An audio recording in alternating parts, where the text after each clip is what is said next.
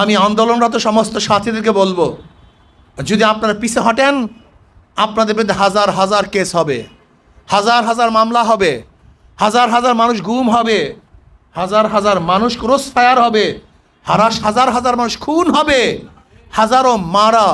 হাজারো মারা তাদের বুককে খালি করবে, হাজারো বোনেরা তারা বিধবা হবে, হাজারো বাচ্চারা এতিম হবে। কাজে আন্দোলন থেকে পিছে হটার কোনো সুযোগ নাই। যেরকম তারেক বিন জিয়াদ রহমতুল্লাহ আলাইহি স্পেন দখল করার সময় নৌকাগুলিকে জ্বালিয়ে দিয়েছিল, হয়তো যুদ্ধ করো নাহলে মারা যাও, নাহলে পুকুরে এই নদীর মধ্যে ঝাঁপ দিয়ে মারা যাও। আজকে আমাদেরকে সামনে বাড়তে হবে, নয়তো মরতে হবে। পিছনে ব্যাক করার কোনো সুযোগ নাই, পিছনে ব্যাক করার কোনো সুযোগ নাই। আমার ভাই মরলো কেন? জবাব দে। সে নির্বিচারে মানুষকে হত্যা করবে, যা ইচ্ছা তাই করবে, মনে যা চায় তাই করবে। না, হাসিনা আওয়ামী লীগ সরকার ভারতের গোলামি করতে পারে, তাবেদারি করতে পারে, সে মুদির চামচাগিরি করতে পারে, সে মুদির কাছে ভারতের কাছে মাথা নত করতে পারে, কিন্তু বাংলাদেশের একটা জনগণ মুদির কাছে মাথা নত করবে না ইনশাআল্লাহ। তারা ভারতের কাছে মাথা নত করবে না, ভারতের গোলামি করবে না ইনশাআল্লাহ। যুবক ছাড়া কোনো জিনিস পরিবর্তন করা যায় না। যেহেতু যুবকরা স্বাধীন, যুবকদের মধ্যে শক্তি আছে, মেধা আছে, প্রজ্ঞা আছে, তারাই পারবে এই দেশকে পরিবর্তন করতে। আজকে বাংলাদেশের অবস্থা কি কম বেশি আমরা যারা সচেতন সবাই জানি। কোটা আন্দোলন চলতেছে, যেখানে ছাত্ররা তাদের অধিকার আদায়ের জন্য রাস্তায় নেমেছেন, সেখানে অবৈধ সরকার কি বলল? অবৈধ সরকার বলতেছে যে মুক্তিযোদ্ধার সন্তানেরা চাকরি পাবে না, রাজাকাররা চাকরি পাবে। তার মানে উনি এ দেশকে বিভক্তি করতে চায়, এ দেশের মধ্যে বিভক্তি সৃষ্টি করে এদেশের মধ্যে মারামারি, কাটাকাটি, হানাহানি, খুনাখুনি করতে চায়। আর আমরা মুক্তিযোদ্ধার সন্তান কি দেখলাম? এক মুক্তিযোদ্ধা অরিজিনাল সন্তান পয়দা না করলেও মুক্তিযোদ্ধার কোঠা সন্তান সৃষ্টি করেছে, পয়দা করেছে। আপনারা দেখেন নাই? মুক্তিযোদ্ধার কোঠায় সন্তান পয়দা করেছে। আজকে বাংলাদেশের অবস্থা সম্পর্কে আপনারা কম বেশি সবাই জানেন। কোটা আন্দোলনের সাথে আমরা প্রথম অবস্থাতেই ছিলাম। যেই দিন থেকে কোটা আন্দোলন শুরু, সেই দিন থেকেই ইসলামী আন্দোলন বাংলাদেশ ঐক্যতা ঘোষণা করেছে। এটা ন্যায্য দাবি। মেধার ভিত্তিতে চাকরি হবে, মেধার ভিত্তিতে চাকরি হলেই এদেশ উন্নতি হবে, এদেশ গড়বে। কিন্তু আজকে আওয়ামী লীগ এ দেশটাকে আওয়ামী লীগের জন্য একটা বাণিজ্যিক রাষ্ট্র হিসাবে সৃষ্টি করেছে। আওয়ামী লীগের জন্য বাংলাদেশ হলো রাষ্ট্রীয় বাণিজ্যিক একটা জায়গা। আওয়ামী লীগের পেট এবং পিঠ বাঁচাবার জন্য, পেট ভরার জন্য, আঙ্গুল ফুলে কলা গাছ নয় বট গাছ হওয়ার জন্য তারা এই রাষ্ট্রকে ব্যবহার করে। আপনারা জানেন, খোদ অবৈধ প্রাইম মিনিস্টার বলেছে যে তার পিয়নের 400 কোটি টাকা, তার একজন পিয়ন 400 কোটি টাকার মালিক। যদি একজন পিয়ন 400 কোটি টাকার মালিক হয়, তাহলে বুঝেন তো সেই পিয়নের যে বস সে কত টাকার মালিক। তাহলে আপনি বুঝেন একজন এমপি কত টাকার মালিক, একজন মিনিস্টার কত টাকার মালিক। বুঝতে পারবেন, একটু উদাহরণ দিলে বুঝতে পারবেন। ফরিদপুর জেলার একজন ছাত্রলীগের সভাপতি শুধু বিদেশের টাকা পাচার করছে 2000 কোটি। আর চীনে যাওয়ার পরে চীন সরকার বাংলাদেশ সরকারকে ভিক্ষা দিয়েছে মাত্র 1600 কোটি। চীন সরকার বাংলাদেশ সরকারকে ভিক্ষা দিয়েছে মাত্র 1600 কোটি। আর ওনার ছাত্রলীগের সোনার সন্তান একজন সভাপতি দেশ থেকে পাচার করেছে 2000 কোটি। বুঝেন তো অবস্থাটা কি? আজকে এ দেশ থেকে কোনো কোনো রেপোর্টের মধ্যে আসছে 10 লক্ষ কোটি টাকা, কোনো কোনো রেপোর্টের মধ্যে আসছে 12 লক্ষ কোটি, কোনো কোনো রিপোর্টের মধ্যে 14 লক্ষ কোটি টাকা শুধু বাংলাদেশ থেকে পাচার হয়ে গেছে। 14 লক্ষ কোটি টাকা। আপনারা দেখেছেন প্রাক্তন র্যাবের প্রধান বেনজির সাহেব, পুলিশ প্রধান বেনজির সাহেব, তার কত টাকা আছে সে নিজেই জানেন না। আবার বের হয়েছে মতিউর রহমান সাহেব, তার অবস্থা সম্পর্কে আপনারা দেখেছেন। আসাদ সাহেবের অবস্থা সম্পর্কে দেখেছেন। কিসের আসাদ আসে, কিসের বেনজির আর কিসের মতিউর। সরকারের সাথে যারাই যোগাযোগ রক্ষা করে চলছে, সরকারে যারা চামচাগিরি করছে, আওয়ামী লীগের রং যার গার মধ্যে আছে, মনে করবেন তারাই এ দেশের হাজার হাজার কোটি টাকা আত্মসাৎ করেছে। আর রাজাকার শব্দটা হলো আওয়ামী লীগের জন্য সমস্ত অপকর্মকে জায়েজ করার সবচেয়ে বড় স্লোগান হলো তুই রাজাকার। এই তুই রাজাকার শব্দটা কখনো আওয়ামী লীগ ব্যবহার করে যখনই বড় বড় অপকর্মকে আড়াল করতে চায়, ধামা চাপা দিতে চায়, গোপন করতে চায়, তখনই তাদের শব্দ কি তুই রাজাকার। যেরকম আজকে কোটার মাধ্যমে আওয়ামী লীগের এক ক্যাম্পাস করতে চায় বাংলাদেশ সরকারের সমস্ত প্রশাসনকে, সেই কারণেই আজকে ওরা স্লোগান দিয়েছে তুই রাজাকার। আসলে ওরা যাকে রাজাকার বলছে তারা রাজাকার নয়, বরং ওরা হলো নব্য ভারতের রাজাকার। ওরা ভারতের কাছে দেশটাকে বিক্রি করতে চায়। রাজাকার বলতে আমরা কি বুঝি? যারা দেশের বিরোধিতা করছে, দেশের সাথে খারাপ ব্যবহার করছে। রাজাকার বলতে আমরা আমাদেরকে কি বোঝানো হয়েছে?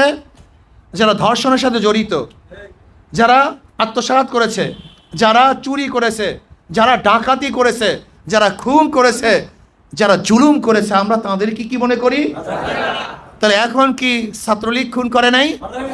শুধু কি খুন? আমরা কি দেখেছি ইদানিং? যে ছাত্রলীগের হাতে মেয়েরা পর্যন্ত নিরাপদ নয়, মেয়েদেরকে তারা হত্যা করে। আপনারা দেখেছেন জাহাঙ্গীর ইউনিভার্সিটিতে ছাত্রলীগের সভাপতি 100 ধর্ষণ করার পরে সেঞ্চুরি পালন করেছে। সিলেট ইউনিভার্সিটির অবস্থা আপনারা দেখেছেন। আপনারা দেখেছেন কয়েকদিন আগে একজন স্বামী তার স্ত্রীকে নিয়ে ঘোরার জন্য গেছিল, কিন্তু আওয়ামী লীগের লোক দলবদ্ধভাবে সেই স্বামীকে বেঁধে রেখে সেই স্ত্রীকে ধর্ষণ করেছে। আমরা এমন কিছু দেখেছি যে আওয়ামী লীগের লিডাররা ছাগল চুরি করেছে। আমরা এমন হাজারো ঘটনা দেখেছি যে আওয়ামী লীগের লোকজন ধর্ষণ করে হত্যা করেছে। তার মানে যদি ধর্ষণের কারণে, জুলুমের কারণে, অন্যায়ের কারণে, খুনের কারণে আপনারা দেখেন আবু সাইদ কি করেছে? আবু সাইদ কি করেছে? তার হাতে কোনো আগ্নেয় অস্ত্র ছিল না, অবৈধ কোনো অস্ত্র ছিল না। আবু সাইদ তো এই দেশের জন্য, অধিকার আদায়ের জন্য বুক পেতে দিয়েছিল। আর সেই বুকের মধ্যে আমাদের খাজনা, আমাদের ট্যাক্স, আমাদের ভ্যাটের পয়সার অস্ত্র দিয়ে গুলি করেছ। এর বিচার বাংলাদেশের জমিনে হতেই হবে। দাবি করছি, কোন আইনের বলে, কিসের কারণে তুমি আবু সাইদের বুকে গুলি দিয়েছো? আমাকে বলো, কোন আইনের ভিত্তিতে? আবু সাইদ কেন গুলিবিদ্ধ হয়েছে? আবু সাইদের মার বুক কেন খালি করেছো? আজকে আবু সাইদ কেন এই ছাত্র জীবনী প্রাণ হারাতে হয়েছে? এর জবাব অবশ্যই অবৈধ খুনি শেখ হাসিনাকে দিতেই হবে। আমি বলবো, নির্যাতন করে, নিপীড়ন করে, অত্যাচার করে গোটা দুনিয়ার কোনো আন্দোলনকে থামিয়ে কেউ রাখতে পারে নাই। এই ফ্যাসিস্ট আওয়ামী লীগ সরকারও কোনো অবস্থাতেই জুলুম নির্যাতনের মাধ্যমে এই আন্দোলনকে থামিয়ে রাখতে পারবে না। আমি আন্দোলনরত সমস্ত মানুষদেরকে বলবো, আন্দোলনরত সমস্ত মানুষদেরকে বলবো, পিছে ফেরার কোনো সুযোগ নেই, পিছে কোনো জায়গা নাই। পিছে আছে শুধু আপনাদের জন্য ফাঁসির রশি এবং জেলের তালা ভেঙে ওই জেলের মধ্যে আপনাদেরকে ওরা রাখবে। কাজে ওই জেলের তালা ভেঙে বের করতে হবে, ওই ফাঁসির রশিকে ছিন্ন করতে হবে। পিছনে আমাদের কোনো জায়গা নেই। চারোদিকে, তিনোদিকে ভারত, একদিকে বঙ্গোপসাগর। পিছনে হঠাৎ কোনো জায়গা নেই। আমি আন্দোলনরত সমস্ত সাথীদেরকে বলবো, যদি আপনারা পিছে হটেন, আপনাদের বিরুদ্ধে হাজার হাজার কেস হবে, হাজার হাজার মামলা হবে, হাজার হাজার মানুষ গুম হবে, হাজার হাজার মানুষ ক্রস ফায়ার হবে, হাজার হাজার মানুষ খুন হবে, হাজারো মারা তাদের বুককে খালি করবে, হাজারো বোনেরা তারা বিধবা হবে, হাজারো বাচ্চারা এতিম হবে। কাজে আন্দোলন থেকে পিছে হটার কোনো সুযোগ নাই। যেরকম তারেক বিন জিয়াদ রহমতুল্লাহ আলাইহি স্পেন দখল করার সময় নৌকাগুলিকে জ্বালিয়ে দিয়েছিল, হয়তো যুদ্ধ করো, নাহলে মারা যাও, নাহলে পুকুরে এই নদীর মধ্যে ঝাঁপ দিয়ে মারা যাও। আজকে আমাদেরকে সামনে বাড়তে হবে, নয়তো মরতে হবে। পিছনে ব্যাক করার কোনো সুযোগ নেই, পিছনে ব্যাক করার কোনো সুযোগ নেই। আমার ভাই মরলো কেন? হাসিনা জবাব দে। সে নির্বিচারে মানুষকে হত্যা করবে, যা ইচ্ছা তাই করবে, মনে যা চায় তাই করবে। না, হাসিনা আওয়ামী লীগ সরকার ভারতের গোলামি করতে পারে, তাবেদারি করতে পারে, সে মুদির চামচাগিরি করতে পারে, সে মুদির কাছে, ভারতের কাছে মাথা নত করতে পারে, কিন্তু বাংলাদেশের একটা জনগণ মুদির কাছে মাথা নত করবে না ইনশাআল্লাহ। তারা ভারতের কাছে মাথা নত করবে না, ভারতের গোলামি করবে না ইনশাআল্লাহ। কাজী এই অন্যায় ভাবে যাদেরকে হত্যা করা হয়েছে বিচার করতে হবে, বিচার করতে হবে, অবশ্যই বিচার চাই। যদি বিচার না করেন তাহলে অবশ্যই এবার আন্দোলন হবে আওয়ামী লীগ হটাবার আন্দোলন, এবার আন্দোলন হবে অধিকার আদায়ের আন্দোলন, এবার আন্দোলন হবে মানুষের অধিকার প্রতিষ্ঠা করার আন্দোলন, এবার আন্দোলন হবে ছাত্রদেরকে ফিরে পড়াবার আন্দোলন, এবার আন্দোলন হবে প্রত্যেকটা মেধা ভিত্তিক ছাত্রদেরকে মেধার গুরুত্ব দিয়ে তাদেরকে যথাযথ জায়গায় বসাবার এবং চাকরি দেওয়ার আন্দোলন, প্রত্যেকটা নাগরিকের অধিকারকে ফিরিয়ে দেওয়ার আন্দোলন, প্রত্যেকটা মাজলুম মানুষের পাশে দাঁড়াবার আন্দোলন, প্রত্যেকটা জালেমের বিচার করার আন্দোলন, গোটা বাংলাদেশের মানুষের মুক্তির আন্দোলন হবে আগামী আন্দোলন, গোটা মানুষের স্বাধীনতার আন্দোলন হবে আগামী আন্দোলন। কাজী যদি মরার জন্য ঐক্য হই আমরা কেউ মরব না, আর বাঁচার জন্য যদি বিচ্ছিন্ন থাকি আমরা কেউ বাঁচতে পারবো না। কাজী রাস্তায় ঝাঁপিয়ে পড়তে হবে, এই আন্দোলন সংগ্রাম করতে হবে। এই আন্দোলনে কোনো অবস্থাতেই ব্যাক করা যাবে না, ব্যাক করার কোনো পথ নাই, কোনো পথ নাই, কোনো পন্থা নাই, সামনেই বাড়তে হবে। কাজে আসুন আন্দোলনকে সাকসেস করার জন্য, এই আন্দোলনকে কামিয়াব করার জন্য, আজকে খুনিদের বিচার করার জন্য, যারা খুন হয়েছে, হত্যা হয়েছে তাদের আত্মা তৃপ্তি দেওয়ার জন্য, যাদের মায়ের বুক খালি করেছে তাদের মায়ের বুককে কমপক্ষে শান্তি দেওয়ার জন্য আমরা রাস্তায় নামবো, আমরা সংগ্রাম করব, আমরা আন্দোলন করব। এখানে কোনো এক দল, কোনো এক পার্টি, কোনো এক ব্যক্তির এই কাজ নয়।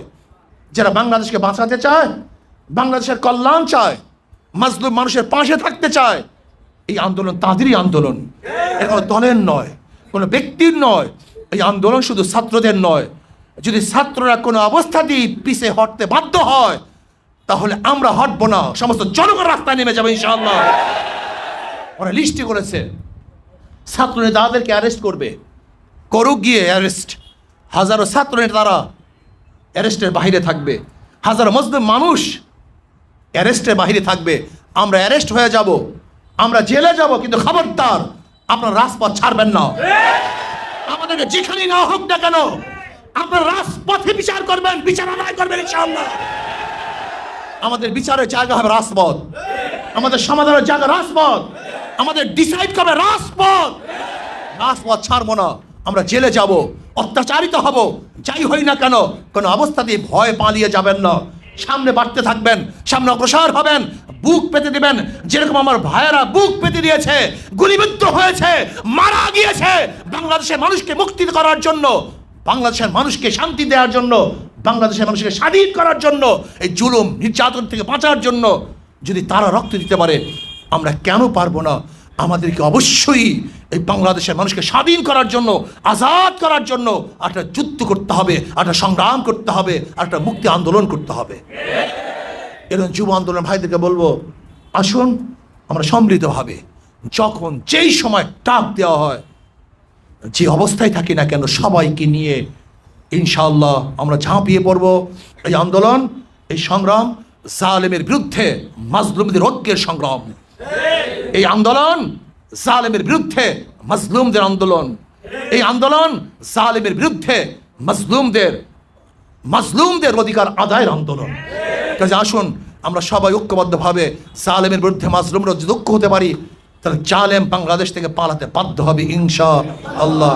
কাজে আল্লাহ পাক আমাকে এবং আমাদের সবাইকে ঐক্যবদ্ধভাবে এই আন্দোলন করে আন্দোলনের শরীক হওয়ার তৌফিক দান করেন। ওয়া মা আলাইনা ইল্লাল বালাগ। আসসালামু আলাইকুম ওয়া রাহমাতুল্লাহ।